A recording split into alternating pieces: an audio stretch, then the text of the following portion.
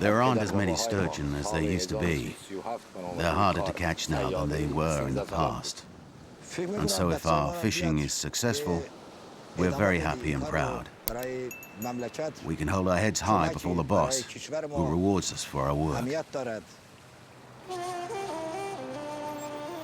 The Caspian seacoast is shared by Iran, Russia, and 3 countries born out of the breakup of the Soviet Union: Azerbaijan, Kazakhstan, and Turkmenistan. 5 nations competing for an enormous prize: sturgeon. Capturing this strange fish developed fairly late in Iran. Today, the Shilat company holds the state monopoly over Iranian caviar, considered to be one of the finest in the world. Capturing this royal fish is a privilege and an honor for the men officially authorized to do so. Their technique and science are passed down from generation to generation. My grandfather was my teacher. He taught me a lot. I began to practice this trade in 1958 when I was 13 years old. It's a profession that's very important for the country, so I think my son will follow in my footsteps. Our production helps the government a great deal. The Egyptians, Greeks, and Romans all knew about this extraordinary fish, which has haunted our rivers and oceans for 60 million years. For centuries, the sturgeon and its eggs have been brought to royal tables with a fanfare of trumpets and flutes. In France, Louis XV would spit out on the rugs of Versailles the little black grains offered to him as a gift from the Tsar Peter the Great. Peter the Great, Catherine II, and others adored caviar. In caviar, they rediscovered what they had tasted when they visited the shores of the Caspian Sea at that time. It became the fashion, since they had it brought to the court of St. Petersburg and Moscow. To make ice, they would bury snow, and when the fishing season came around, that is the spring, they would dig up these blocks of ice and surround the boxes with birchwood to preserve the fish better. Then they would take them to the royal court. The Caspian Sea, 300,000 square meters, and yet almost a lake. The sturgeon hardly exists outside of the Caspian and a few Central European rivers. Its family, the Accipensauridae, has 24 species, but only 3 produce caviar: beluga, osietra, and sevruga. 3 names linked to this dream product unattainable for most people. Beluga, the largest, can be as long as 6 meters and weigh a ton, and produces the biggest and most expensive eggs. The smaller osietra can weigh up to 100 kilograms and supplies the market with the majority of today's caviar. Finally, there's the sevruga, whose females weigh an average of 10 kilograms. The females of all 3 species do not reproduce until they are between 11 and 16 years old, making caviar very expensive.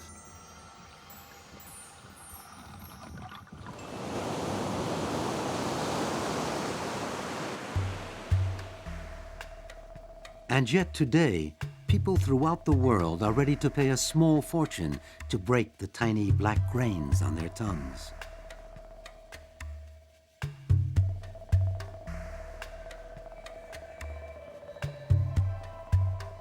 I'd like to buy some caviar. I'm getting a dinner for 12 on Saturday. Which is a bit I like the osietra very much, but strong sea aroma. The grains are golden. Now taste some beluga, which is also a marvelous caviar. You'll see how it bursts between the tongue and the palate. 750 grams of beluga, $3,000. That'll be $4,700.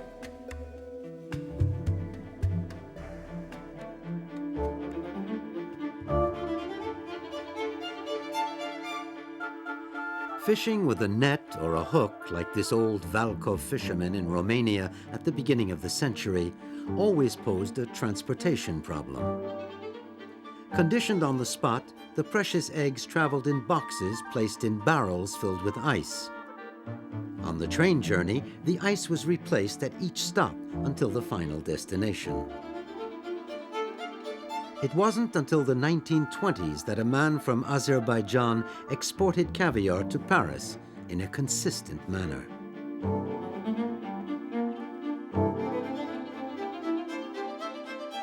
In the beginning, when my father showed his caviar, caviar was unknown. He presented it to Césaretz, who said, "Just because it's you, I'll put it on my menu, but I don't see any great future for it."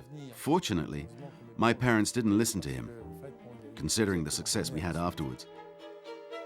Selling a totally unknown product and in addition doing business with Russia, which had just undergone a revolution, were two disturbing ideas. In the newly founded house of Petrosyan, a kilogram of caviar sold for the equivalent of about $600.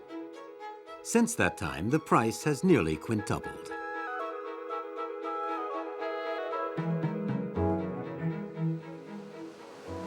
Iranian fishermen perpetuate the gestures taught to them by their ancestors.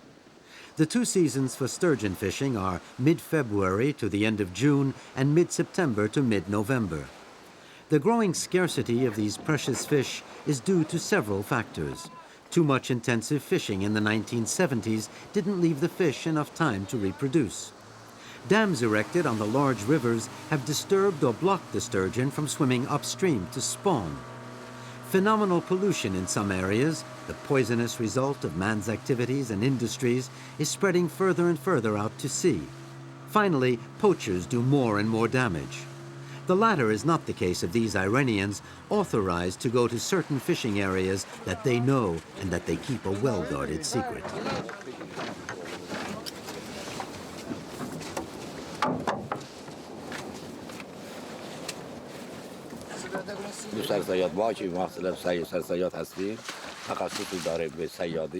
We fishermen know exactly where we're supposed to place the net to get the best results. It's our job to know that. Our boss can make a suggestion as to where to place it, but it's our opinion and experience that counts. And we have the final word.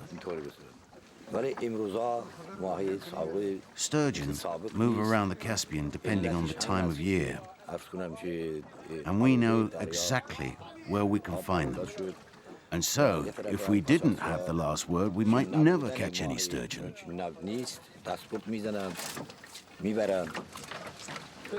A few decades ago, there was still enough sturgeon to be caught in the dormant nets of Iranian fishermen. Today, when they catch a specimen like this female beluga, the men are satisfied.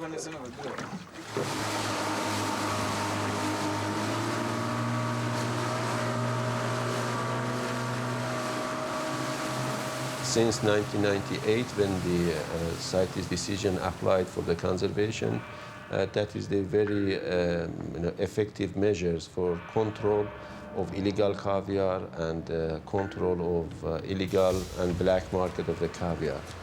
Caviar-producing countries are trying to prevent the extinction of the sturgeon, which is economically extremely important to them.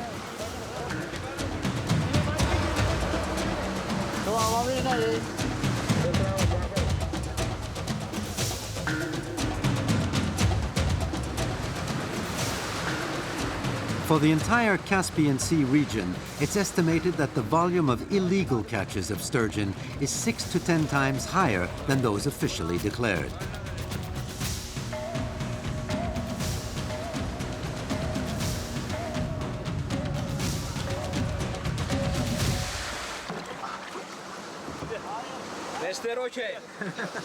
These fishermen are within the law. The only sturgeon they've caught is above the minimum authorized size. What follows is a race against the clock, since a dead sturgeon emits a chemical substance which very quickly becomes harmful to the eggs. The sturgeon is loaded onto a stretcher by 2 Shilat Company technicians. Upon arrival, the fish is given a great deal of care and attention.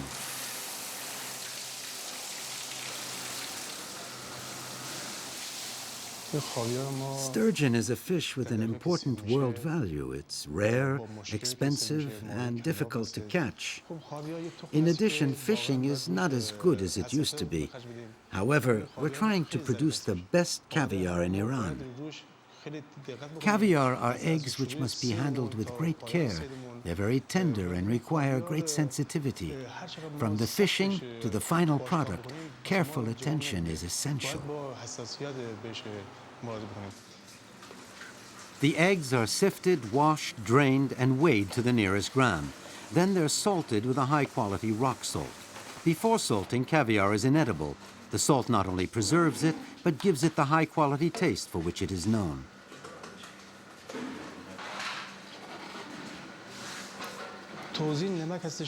You must get the salt dosage right and then mix it very carefully, because when you touch the eggs with your hands, you must feel if the caviar is mature or not.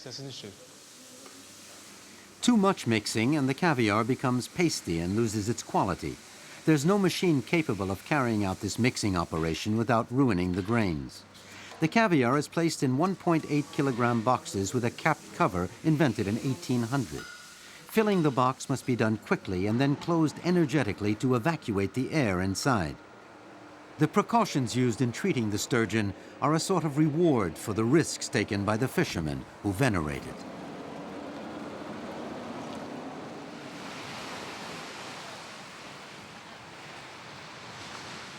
تاریخ گذشته‌ها مال تاریخ گذشته. The history of caviar goes back a long way.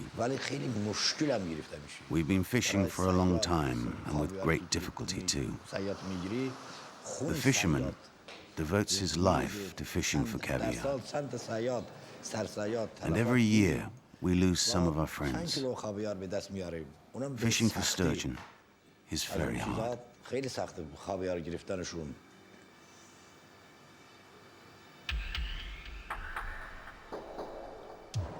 After its initial conditioning on the Iranian banks of the Caspian, the caviar is taken to Tehran, to the laboratories of the company which possesses the production monopoly.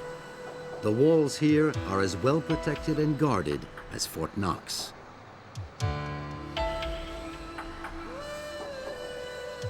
"60 to 65% of Iranian caviar is stocked here. 50 tons of black gold worth millions of dollars lie here waiting to be sold and exported. On each box is the date and place of capture, the conditioning date, and the exact references of the sturgeon which produced the eggs. This internationally recognized labeling, if carried out correctly, should enable effective and precise tracing of the caviar. Shilot organizes regular auctions to which the great houses specializing in the distribution of this luxury product are invited.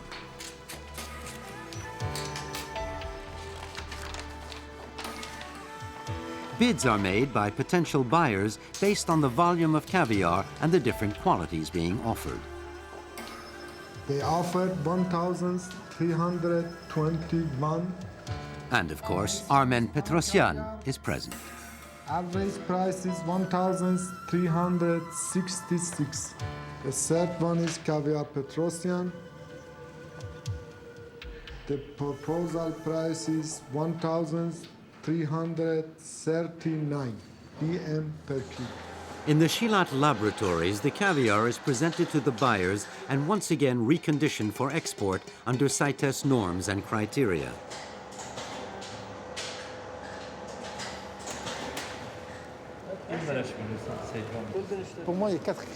For me, there are 4 criteria. The first is the size of the grain. The second is the grain's consistency. The third is the smell, and the fourth, the taste.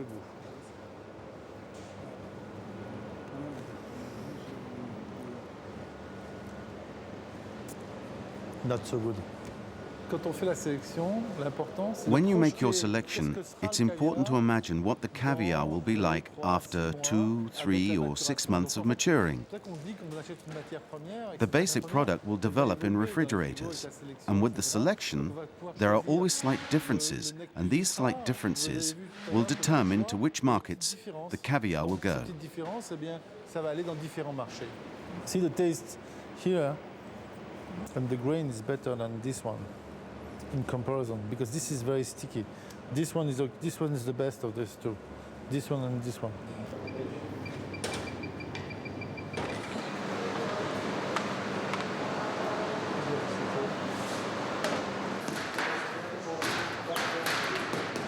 Là, en fait, ils sont en train de contrôler They're checking to see that there's no air in the boxes, because if there is, it will ruin the contents. By tapping on the boxes, you can tell if it sounds hollow or not. If it does, the box will be set aside and retreated to prevent future problems. All the boxes are tested like this systematically. From 1,200 tons of caviar placed on the market a few years earlier, the total production of Iran, Russia, and the 3 former Soviet republics has shrunk to 170 tons. The difficulty of sturgeon fishing, its scarcity, the work carried out on the eggs, the preciseness required for their preparation and conditioning, and their transport all come together to maintain and to raise the price of high-quality caviar.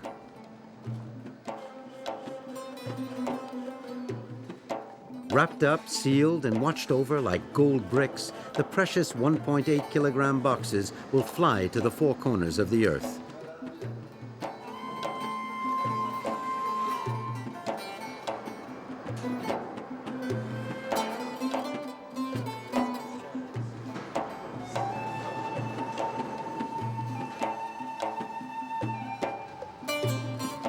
The caviar, offspring of a species protected by the CITES Convention, is checked to verify its origin. Thanks to this very strict control by the importing country, it is hoped that there will be less contraband.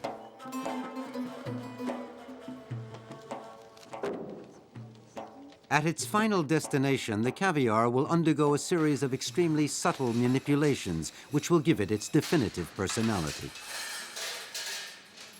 Behind the taste and luxury of caviar lies an entire history, culture, and mystique. And Armen Petrosyan is an expert on the subject.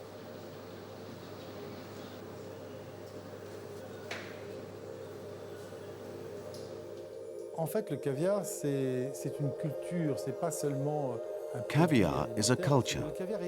It's not only a food. The name immediately suggests mystery. Something very special. It's an exceptional product, mysterious, complicated to make, excessive in every aspect. When you buy caviar, you're also buying a dream, a voyage, all of that. At the same time, you also have to know it well. You have to be interested in caviar, be a part of the product, be more and more attached to it, and more of a connoisseur. But you don't have to eat a lot to be a connoisseur. You need only eat a little to feel the sensation that caviar creates. One immediately recognizes and truly feels the product. Strange as it may seem, caviar also has its own music. We recognize good caviar by the sound it makes when it's taken out of the box. It's proof that the grains are still attached a little by the matter that links them to each other. We learn to drink good wine. We learn to eat delicate things. Learning to taste caviar is also essential. You have to at least once feel that exceptional sensation of caviar on your palate. It's a fabulous, unforgettable sensation. Once you've tasted good caviar, it's impossible to forget it. The sensation becomes part of you.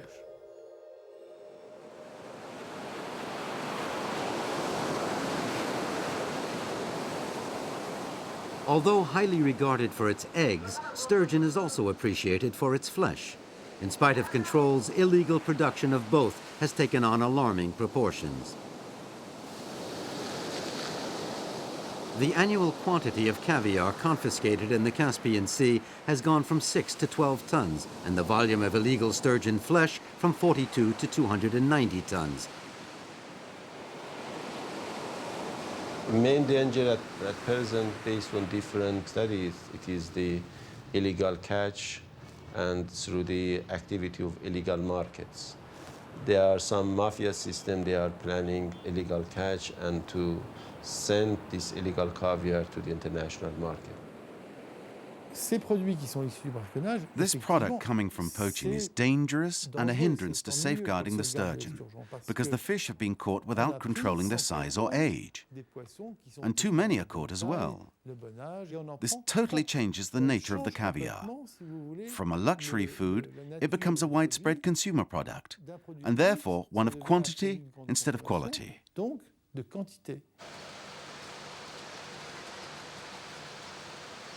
Authentic quality-controlled caviar will nevertheless remain very expensive for a long time, which is probably a stroke of luck for the Caspian Sea sturgeon. Worried by the scarcity of this fish, the most important official producers of caviar have realized that they must invest in the repopulation of the sea. As early as the 1960s, the Soviet Union set up sturgeon nurseries on their coasts. Iran followed suit and today possesses fully operational and effective storehouses.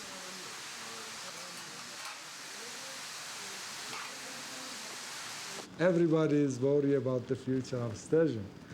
Although in our side, we are doing a lot of effort to protect population of sturgeon in Caspian Sea and releasing a lot of fingerlings. We increased releasing of fingerlings from 3 million fingerlings in 10 years ago to 25 million of fingerlings in recent years, and we are planning to reach to 50 million of fingerlings. 5 hatcheries of this style exist in Iran. In the mid-1990s, more than 5 million baby belugas weighing 3 to 5 grams were released into the Caspian Sea by Iran alone. In the year 2000, more than 1.5 million young beluga weighing between 30 and 50 grams took the same route. At present, 30,000 sturgeon of this highly sought-after species live in the breeding basins, and Iran's goal is to produce 1,000 tons of beluga for its flesh and for the production of caviar. The main obstacle is finding adult specimens to create a reproductive stock, considering the number of years it takes for females to reach sexual maturity.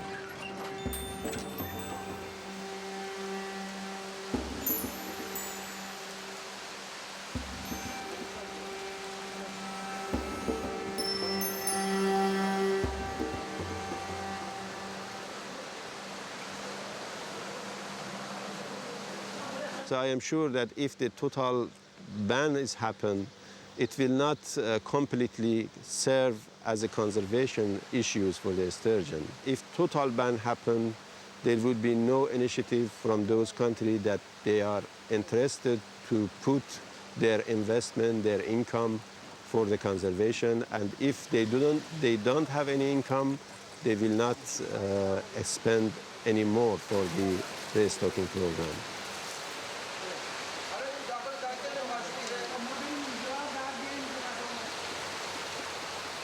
These thousands of young fish are now free to grow and develop in a natural environment.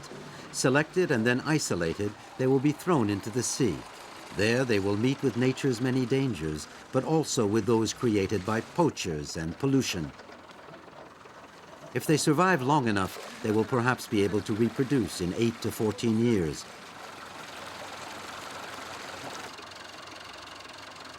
Today, 90% of beluga sturgeon originated in the hatcheries. Without these repopulation programs, the sturgeon and its caviar would probably no longer exist. Which is why CITES has suspended commercial sturgeon fishing for 12 months in all the Caspian countries except Iran.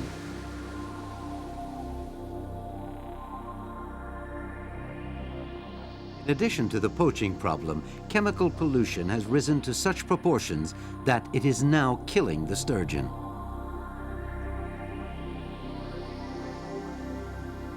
Suspending all fishing, however, in the long term is obviously impossible for economic reasons. Although caviar and the luxury goods industry it generates are the best guarantee of the sturgeon's survival, other efforts, of course, must be made. One thing is certain: fighting to keep sturgeon in the Caspian Sea is synonymous in the long run with preserving the ecosystem of this crystalline sea.